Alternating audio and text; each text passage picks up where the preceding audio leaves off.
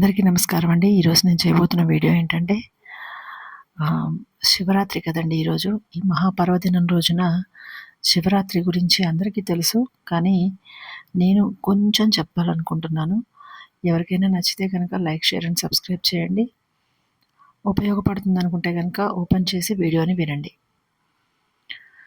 Late చేయకుండా వీడియోలోకి వెళ్ళిపోదామండి. ఈ రోజున ఈ మహాశివరాత్రి పర్వదినము కేవలము ఉపవాసము, జాగరణ ఇది మాత్రమే కాదు, కేవలం పండుగ మాత్రమే కాదండి.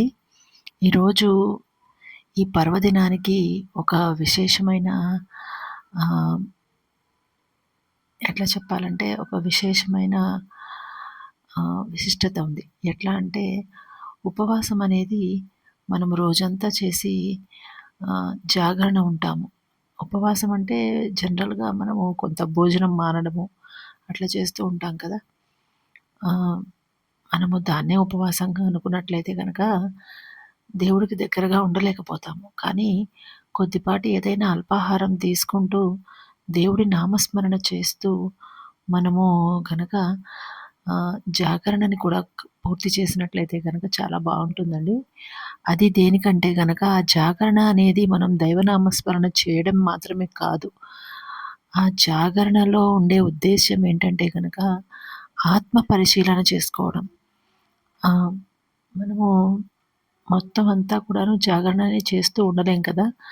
అందుకని జనరల్గా ఆత్మ పరిశీలన అనేది అప్పుడప్పుడు జరుగుతుంది. అసలు ఈరోజు ఏం జరిగింది, మనం ఎలా ఉంటే బాగుంటుంది, ఏం చేస్తే బాగుంటుంది అనే చిన్న చిన్న విషయాల మీద మనకి ఆత్మ పరిశీలన కనుక మొదలైనట్లయితే ఈ యొక్క జాగరణ అనే దానికి ఒక జాగరణ యొక్క ఉద్దేశ్యము పూర్తయినట్లే అన్నమాట. ఇంకా ఈ యొక్క జాగరణ ఏంటంటే కనుక ఈ టైం ఒక 12 వరకు 1 o'clock వరకు ఎందుకు ఉంటామంటే కనుక శివుడి లింగోద్భావం జరుగుతుంది.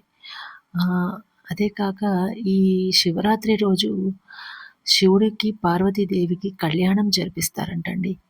దానివల్ల శివుడు శక్తి ఏకమై శివశక్తిగా మారుతారట. ఇంకా ఇప్పుడు 12, 1 గంట ఆ సమయంలో కూడా గుడులు తెరిచే ఉంటాయి. ఎందుకంటే లింగోద్భవ సమయంలో పూజలవి జరుపుతూ ఉంటారట. ఆ లింగోద్భవం మాత్రమే కాదండి, ఈరోజు ఇంకా